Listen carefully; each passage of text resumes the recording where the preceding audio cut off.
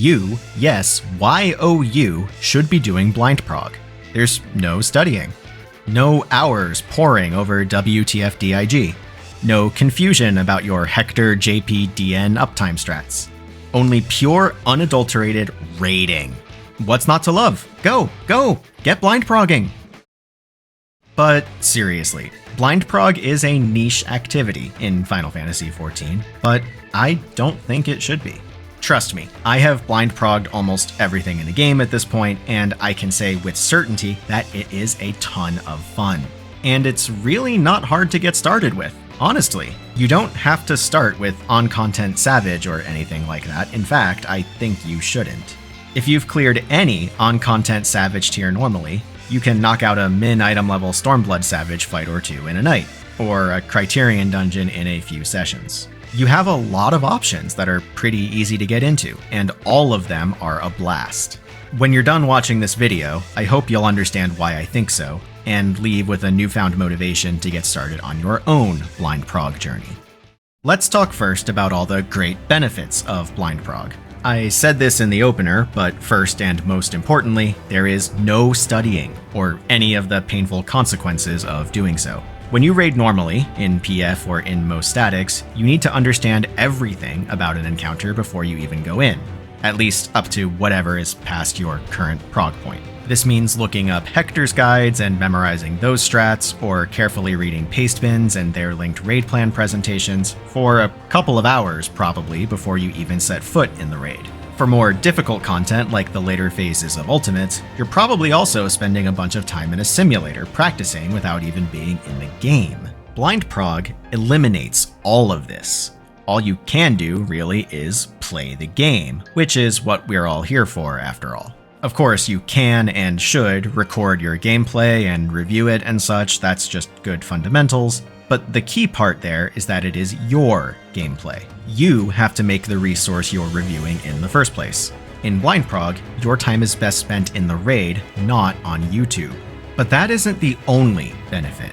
When you and your blind team are solving a mechanic, the solution is necessarily tailored to your team. If you like boss relative strats more than True North, well, you'll naturally make those boss relative strats whenever they are feasible.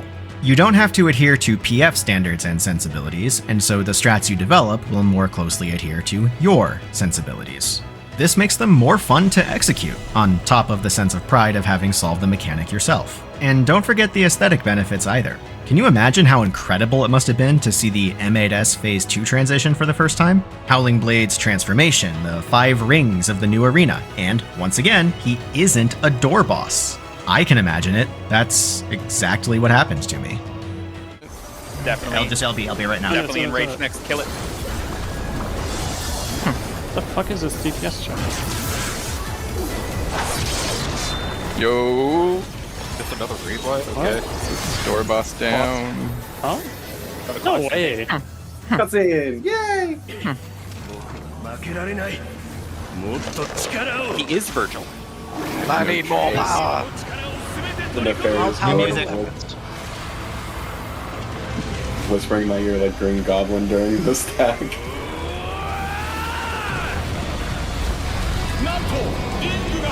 Gads! You did it He again. said it! He said it! He said the thing! What? Oh, okay. Yeah. Oh no, it's Deathwing. What the fuck is that?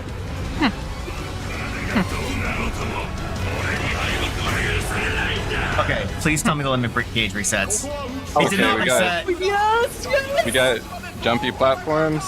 Bound to the ground and unable to jump. And cool things like this can happen to you too. But if blind prog were all sunshine and rainbows, I wouldn't need to make this video. There are challenges that make blind prog less accessible than your typical PF rating, and I would be remiss not to mention them here, though I will also offer ways to handle these challenges. First of all, blind prog can only reasonably be done in a static. This is a no-brainer. You cannot recruit people from PF who have only seen as much of the fight as you and will agree on your strats. It isn't possible. You will need to find a fixed group of like-minded people and raid with them. Now, static rating is awesome, so I actually consider that an upside, but certainly many people find it difficult to do for various reasons, usually lifestyle issues that make it hard to commit to raid nights in advance. Addressing these problems is a deep topic beyond the scope of this video. Please look forward to a future video where I offer some advice on dealing with the challenges in static raiding. Even among static raiding, blind prog has its unique challenges. For one, blind prog is not that common. It can be hard to recruit for, with a smaller base of interested players. But like with any networking effort, you can build up people you know over time. Start by asking in your FC or posting in a recruitment Discord for an easy blind prog challenge, perhaps an early min item level Stormblood floor like I mentioned earlier. You can bang this out in a night or two, and keep in touch with any players from the group that you liked. Recruit again for another such challenge, keep in touch with players from that, rinse and repeat until you have a healthy network that allows you to challenge some of the harder new content. It takes effort, just like any networking, but MMOs are social games. It's in the name. Building up that network is part of the fun. And that's really it for the unique difficulties with blind prog. Not so bad, see? You can make it work. I believe in you. Next, I want to show off some of the cool things that my longtime blind group has come up with in our adventures, hopefully proving to you how wonderful of an experience it can be. Let's go back to Endwalker for a bit to P12S Phase 2. The first Caloric theory was one of the bigger walls in the fight, both for my group and the community at large. It had a number of competing strats in NAPF before they eventually settled on the Papan strat. For those unfamiliar, the strat worked roughly like this. The initial party positions based on who the beacon players are, with each player looking for their cross-roll partner. Supports move using Snake Prio to create correct pairs. DPS move to remaining solo players with Snake Prio to finish the correct pairs. After the first pair explosions, the wind players move out, and fire players look at each other to make another correct pair for the last explosions. This strat has a lot going on. You have to pay attention to beacons, to your partners, you're relying on supports and DPS moving at the correct time. Everyone is making a lot of important decisions at each step. Contrast this with how my group did it.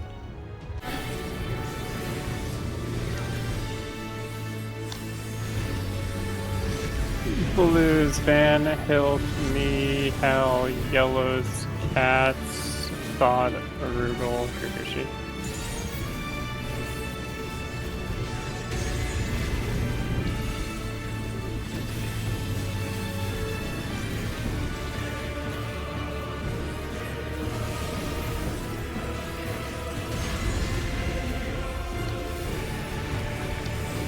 Vastly simpler. We have one player read down his party list for fire players first, and then wind players second. Each player goes to a marker in the order they are called. Everyone explodes, wind players move out to a marked intersection on the ground, and fire players rotate in the obvious way to make proper pairs the second time.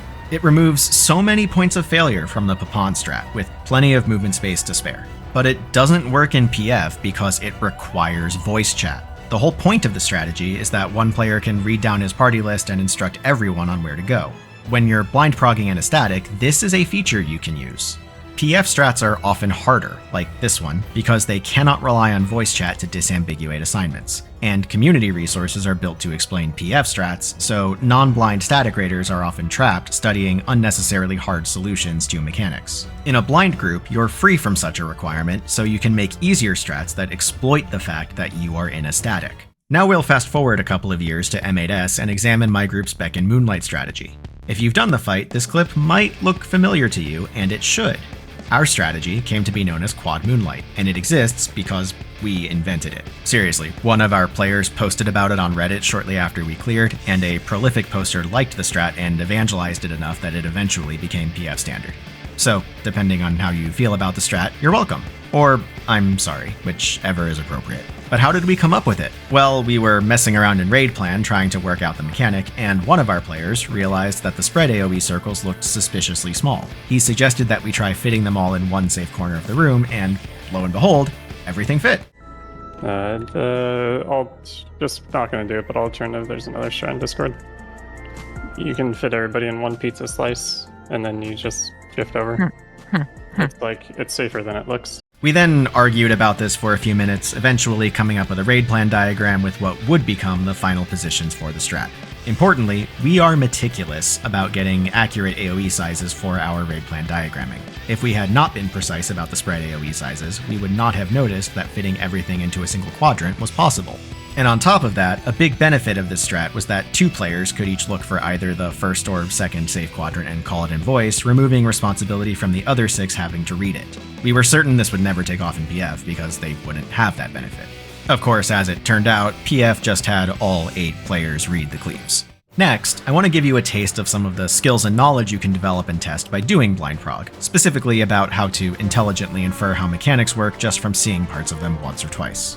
Knowing the oft-used tools and patterns in fight design helps you infer what mechanics are doing and how they are likely to be solved, narrowing down your search space so that you aren't mindlessly trying random ideas until you happen to hit upon a solution. A highly detailed video on all the little patterns and tricks you could use would be hours long, so for this short introduction, I'll just give you a quick taste about one particularly common feature. That feature is stacks.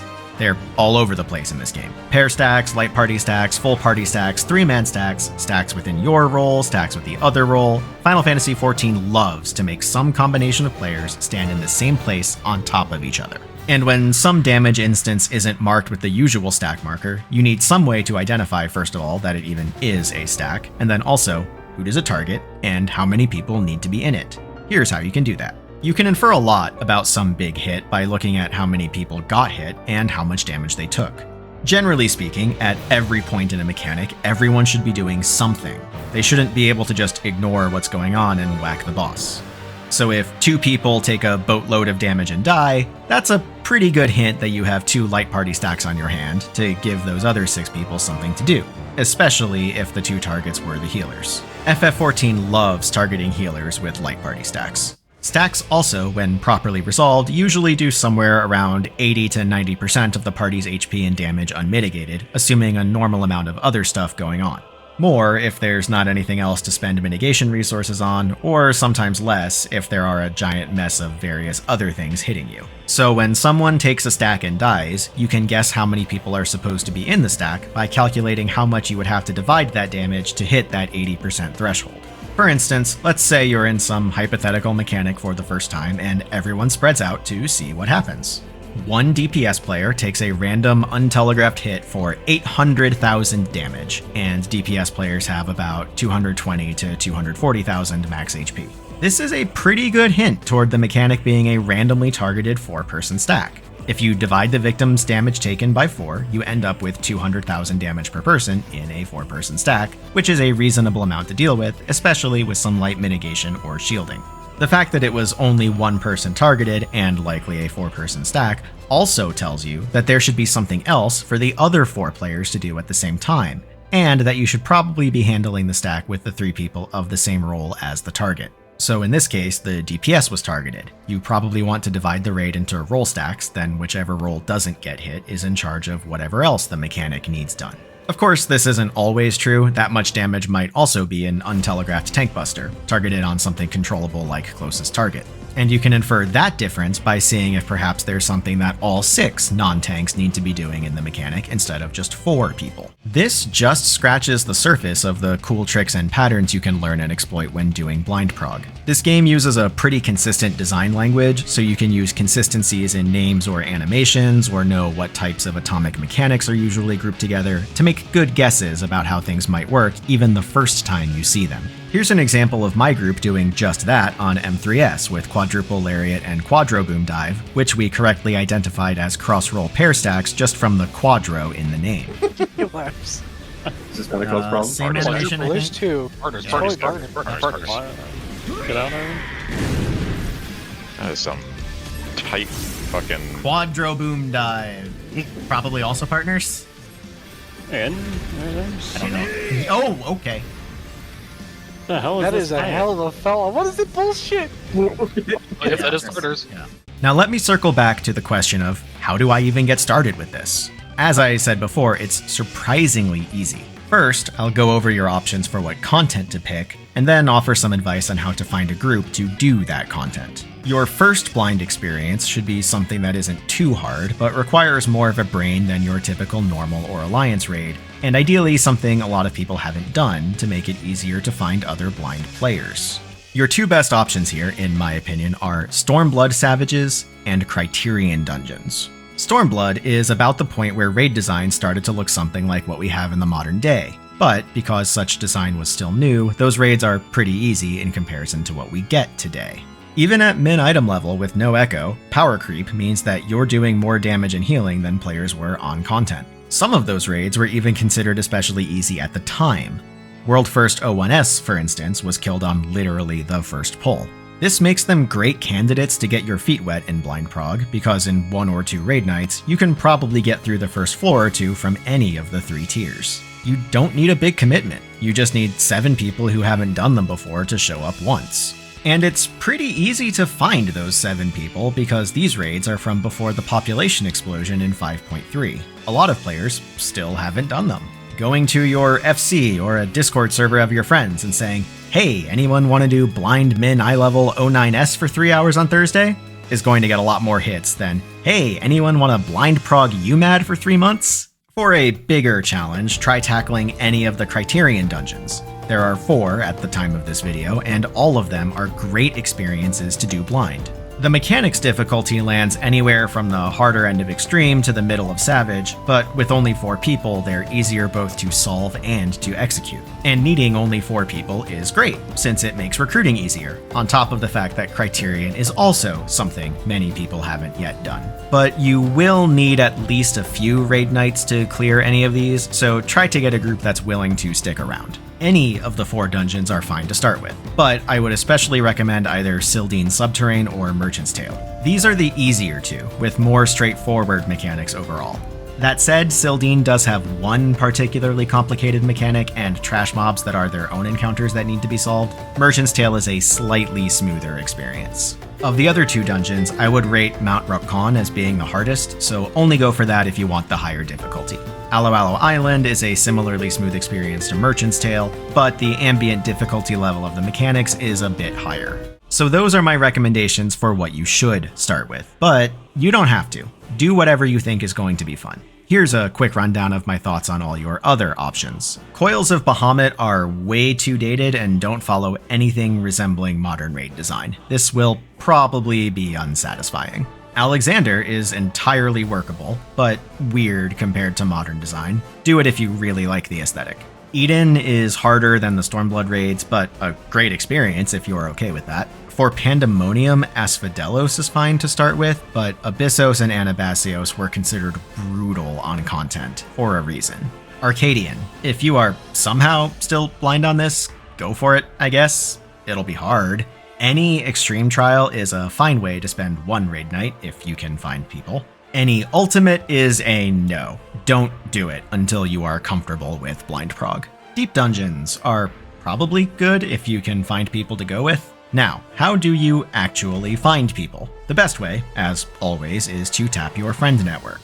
The easier fights are doable with any Savage Raider, so you don't have to be picky. But if you need more people, any of the standard recruitment discords are a good place to look, and there's even a specialized min item level discord which has its share of blind prog recruitment posts. I'll have links to these in the video description, but if any of them break, you can ask for or find links to them in major community servers like The Balance. And that's about everything you need to know to start on your blind prog journey. It's super fun and easier to get into than you think. Hopefully I've convinced you to at least give it a shot. And if you do try it, and like it, look forward to future videos in this series where I will go more in depth into specific skills and tools you can develop to really make the most of the experience. Good luck, and let me know in the comments how you reacted to the thing in 04S once you see it.